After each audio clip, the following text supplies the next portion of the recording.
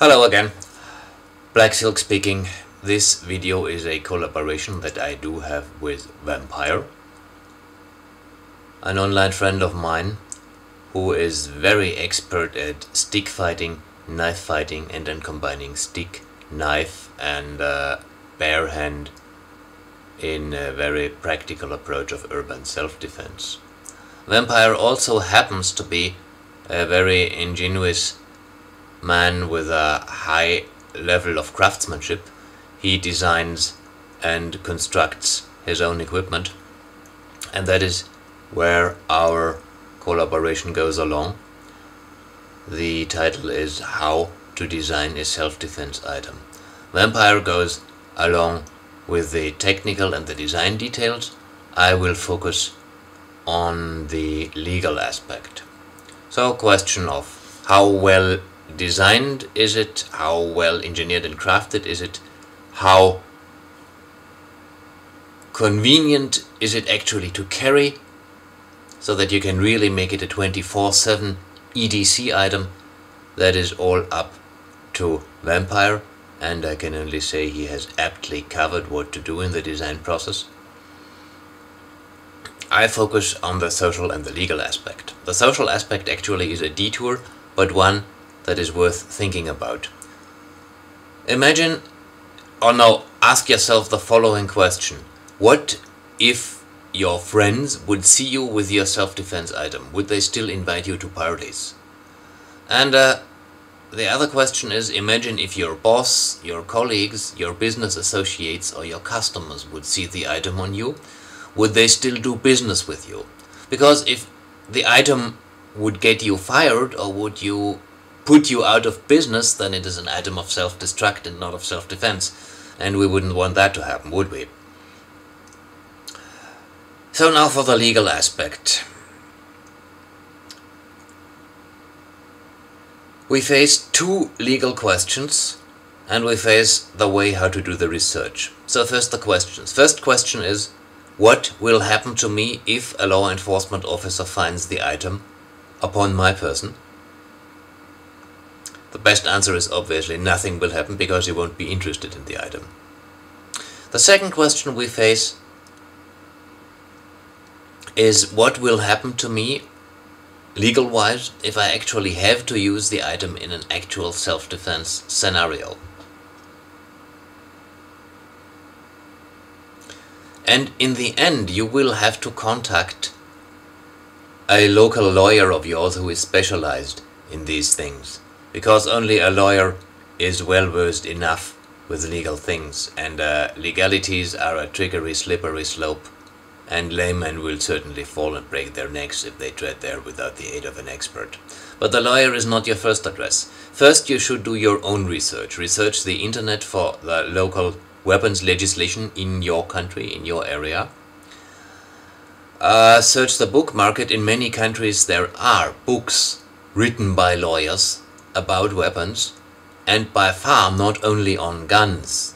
There are many books written by law experts written on knives, on batons, so there are tons of materials out there, and you should get an overview over it, and you should gain a raw understanding of the legal situation.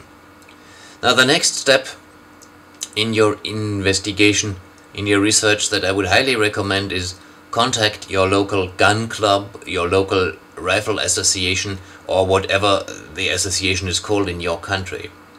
Although the name is a gun club or rifle association, they have generally a broad knowledge about what the law says, how the law is applied with respect to weapons, and they certainly can also inform you about knives. And they will also know which lawyer to ask. Why do I say you go to the gun club before you go to the lawyer? Well, first of all, the gun club already has done much more research than you as a single person could do. They have the amassed research of many people over many years. Gun clubs, if you ask them in a friendly and polite manner, are normally more than willing to share their information. Most rifle associations or gun clubs do have a political agenda, so they are eager to share what they know. and it is not difficult to obtain good information for them. Write them a letter, perhaps even in paper. Dear madams, dear sirs, I am interested in gun legislation. Could you set up a meeting? Could you refer me to somebody whom I could ask? Could you refer some reading material? Normally you will be amazed how good the information is you get from them. And once you know all that, you go finally to a lawyer, and you do not want to have a field matters and forest lawyer, you want to have a specialized lawyer. And while rifle associations and gun clubs normally are easy to be found on the yellow pages, finding a lawyer and what he is specialized in is more difficult. So ask the gun club, they know that already. That is the order in which you do the research, and that research is something you should do if you design self-defense items, no matter if you only want to carry it yourselves or if you want to do business. If you want to sell your design, you must do legal research anyway, and I suggest you do it before you go deeply into the design, because the design costs time, energy, and in the final step also money. And if you would invest all that only to find out that you finally cannot sell your design, that would be a sad waste of time. Perhaps a good exercise, but still a waste of time. So do that research. And again, the questions you must, or along which you must focus your research, is: what happens if the item is found upon my person? And what happens if I have to use it? Time is running fast, I hope I get this in 10 minutes. So, for the items. If that item is found upon my person in my country,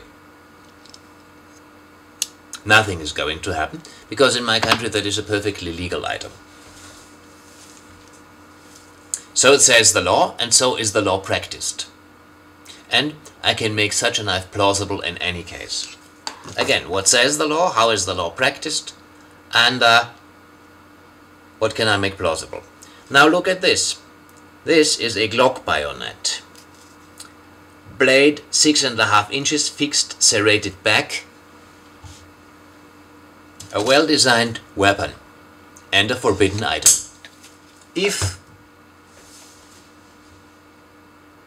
I use that item, or if I carry that item and get caught with it in the city, I will get busted and probably will face charges for illegal weapons carry. If the same police officer will find me and see me wearing that knife while I'm strolling the forest, he will probably not take any further notice, because in his eyes it just transmuted from a forbidden weapon into a perfectly legitimate tool. And that is a kind of knowledge that you gain either by hard experience or by asking people who already know. Therefore you need something like the gun club, and you need the lawyer. Both cover different fields of expertise. And if you want to design such items, you should know about that. Then again, imagine that you use your item. Let us say you down a thug, you have on video that it was self-defense, you didn't provoke the attack. You even have believable witnesses that vouch for you, and you even call, on top of all that saintly behavior, you even call the ambulance so the other guy is stitched up again. Now let us assume the one time you use a knife, defang the snake and stop.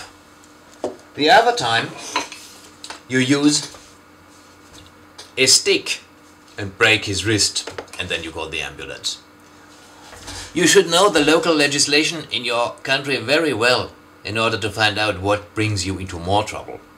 In many countries the knife will bring you into more trouble than the stick, even if the stick in a specific case did more damage. That's just how it is. So if you consider sharp and edged items, you might want to consider a design that allows to pass the item off as a tool. Add something that looks like a Phillips screwdriver, something that looks like scales to measure inches. Make sure that it does not look threateningly. Perhaps add a nice little logo that has tool in it. Make sure that thing has as little resemblance in its appearance with a weapon as possible. Then the trouble will be less. I am approaching 10 minutes, so thank you for listening, and I apologize if that was more than brief. Stay safe practice diligent. Stay close to your friends. Cut.